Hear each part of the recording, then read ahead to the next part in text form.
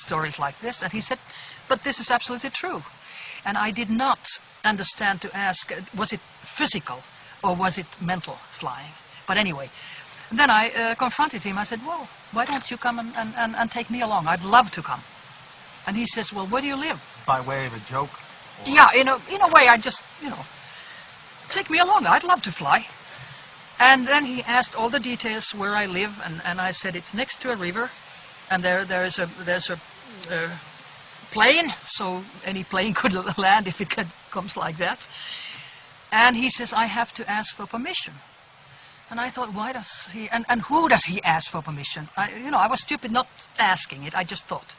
And then I forgot about it, and 2 months passed. I was back in Rovaniemi at home with this actress, and I was reading the booklet I had gotten just the same day, and it was called The First Contact.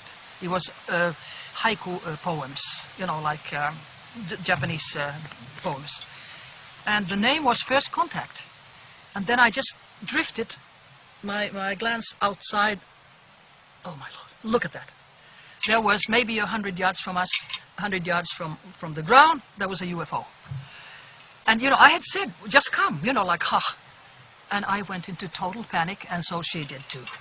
And I prayed, I said, please don't come, because I realized that now I'm dealing with something that I have no control over, absolutely none, and I don't know what's going to happen. It was hovering there for 15 minutes, and then it just flew away. Because maybe you didn't come out and say hello? And... I didn't do anything but pray hello, that Yuri, they... I'm here, let's No, I did not do but pray, don't come. And we were both totally shocked, and after it left, then we said, no, it was the moon. The moon isn't 100 yards from me, 100 yards from the ground, come on. And we tried to make normal explanations, and we couldn't. So in what way? Was this at night time? Or? It was evening, yeah, it was evening. Yeah. And the next morning I opened the papers, and that was a bigger shock, because, you could say that, okay, you just dreamt it or whatever. We were totally awake.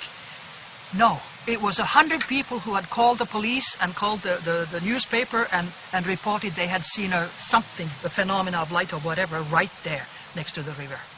Then they asked the commander-in-chief of Lapland Air Force, and he said it was a Soviet rocket, which stopped for 15 minutes to say, hello, Rauni, right? 4 years passed, there was a new commander at Lapland Air Force, and they asked about this incident again. And he said it was a flock of birds.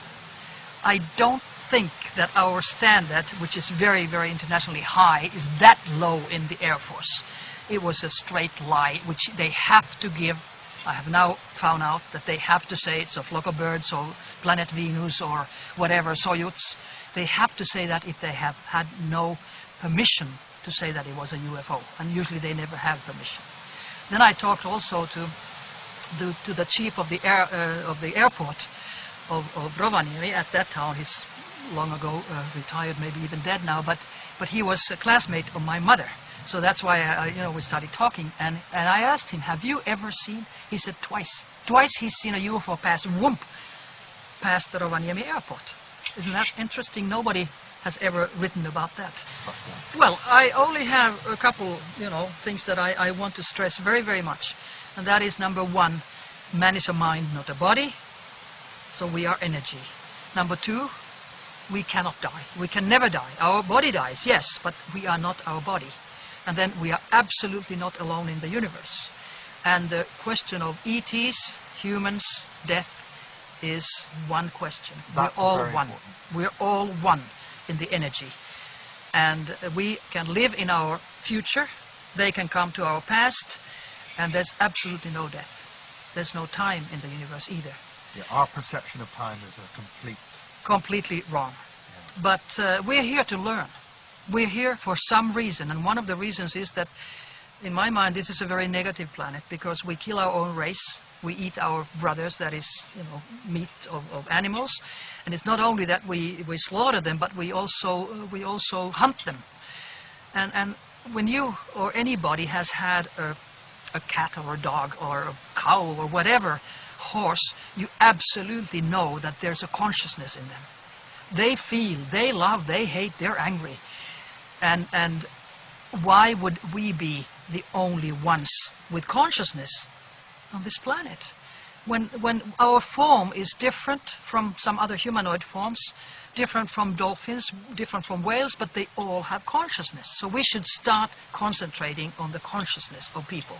And that way we would see that we're all one. We would not anymore have wars and killings and things like that. But before that, the elite who wants only power and money has to change. And it's up to every one of us to send them love and light, change. And that may be the biggest weapon we ever have. That is the power of our mind.